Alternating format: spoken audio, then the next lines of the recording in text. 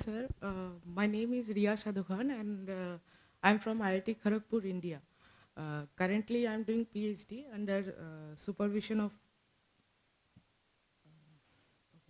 uh, Professor Dipak Kumar Goswami. So, currently, today I'll be presenting about visible line-induced organic artificial synaptic transistors based on protein silver nanoparticle composite. So first I'll start briefly by introducing von Neumann architecture and neuromorphic architecture. So we currently use in our common day von Neumann architecture, like our computers are based on this architecture. So here the thing is that central processing unit and the memory unit, they exist separately.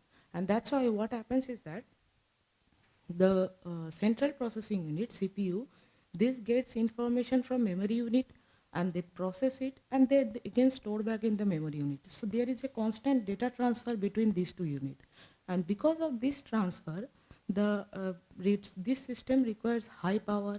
They are actually sequential process. So they operate the things one by one. So they are limited, their speeds are also limited, and also they are binary data driven. On the other hand, neuromorphic architecture, this is based their working function is based on our how our human brain works. So they can operate parallel processing, that's why they require low power, and also they can be high speed, their processing speed can be very high, and they are also spike driven. So we know that our brain, it has neurons and synapses and all these things.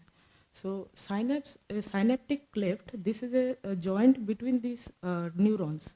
So this cleft has a significant role in this parallel processing and memory retention.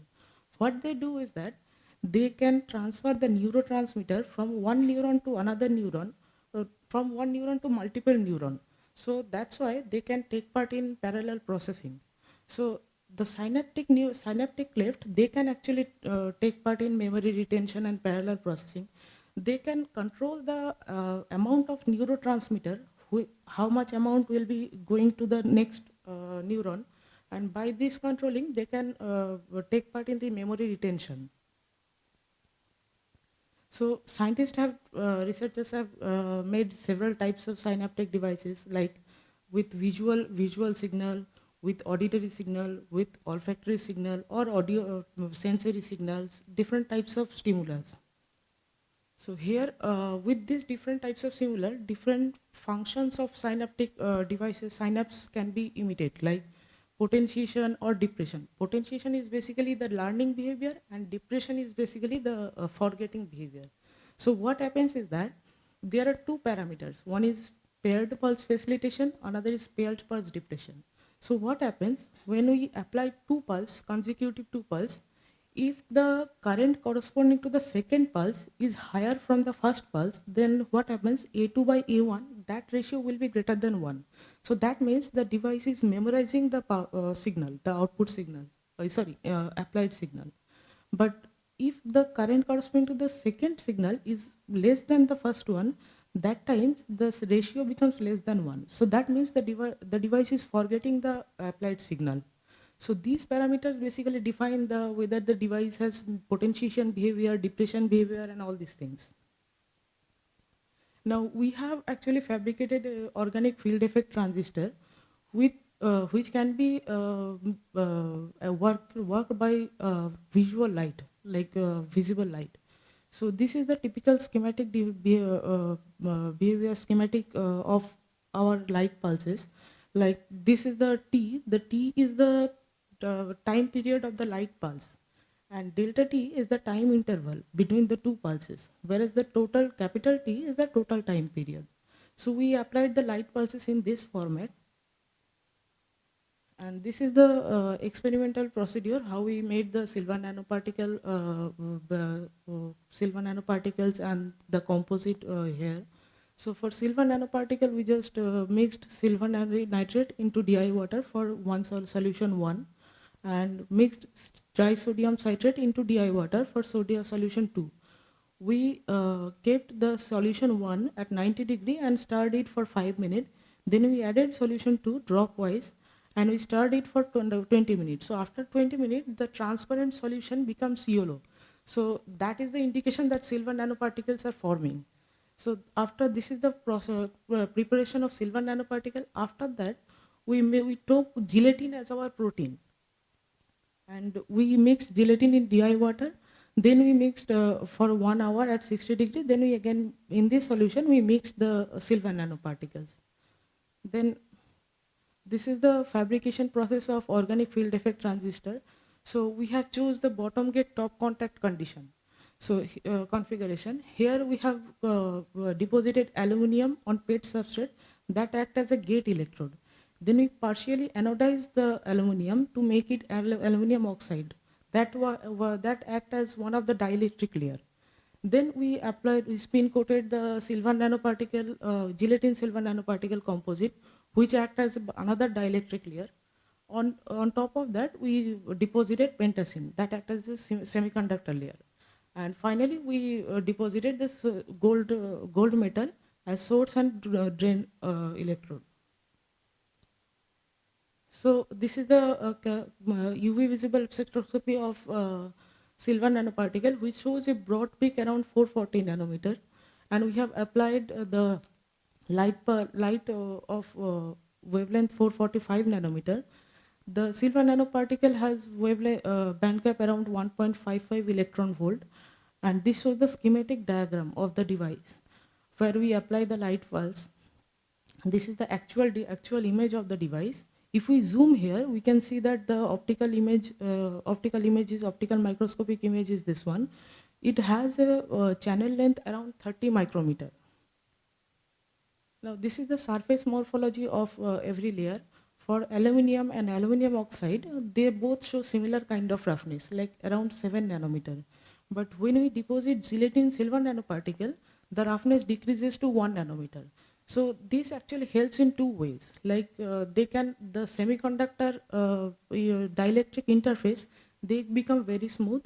So in this way, the performance of the OFET increases, the current of the OFET increases. And also because of silver nanoparticle, the absorption happens, the absorption at blue light, that happens.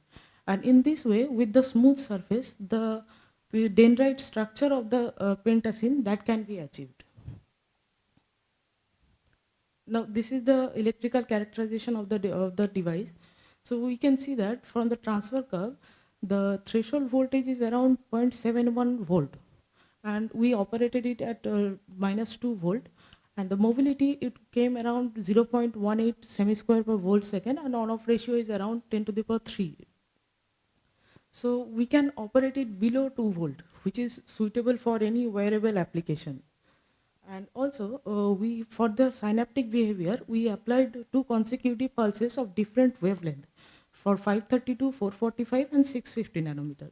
And we have seen that we calculated the A2 by A1 gain, that PPF ratio, and we have seen that for blue one, the PPF ratio is maximum.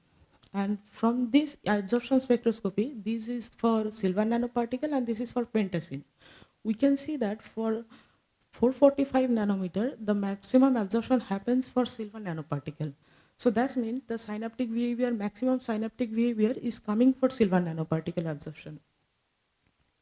So this is the working mechanism of the device. So when we apply a negative voltage at the gate, since pentacene is p-type semiconductor, so we apply negative voltage here. And this induces a polarization in the aluminum oxide layer and this layer. And because of this polarization, some electron is they get collected here, and because of these electrons, the whole carrier move here. So this is the normal working mechanism of organic field effect transistor. So when we apply light, in this time the silver nanoparticle, they absorb the blue light, and because of this, the electron hole pair generates here.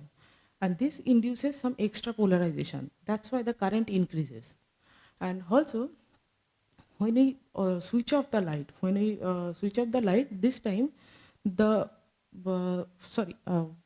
during the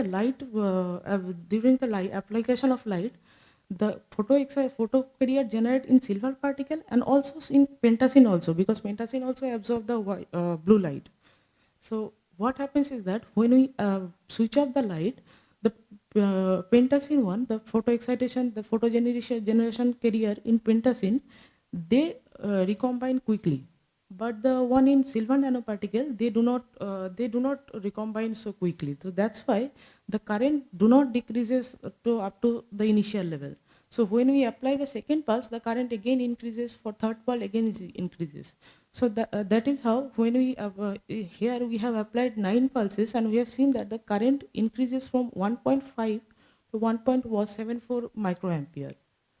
So next we seen the spike rate dependent plasticity. Here what happens is that we kept the pulse width fixed, and that is 2.28 second, and we have varied the delta t. So that means the interval between pulse we varied from 3 second to 6.2 second. So what should usually occur is that when we learn something more frequently, we tend to remember it more. And also here also it can see that when the time interval is less, that means the applied pulses are more frequent. So we can see that the current of the second pulse is more here. Here, as we increase the delta t, so there the pulses are becoming less frequent. The current of the second pulse is decreasing. So these values can be seen from here also. So what we have done, we have here for clear visualization, we have here plotted the A2 by A1 ratio with in percentage form. So that is the SRDP gain. We can see that for delta t equal to 3 seconds, the gain is maximum, and it is decreasing with increasing delta t.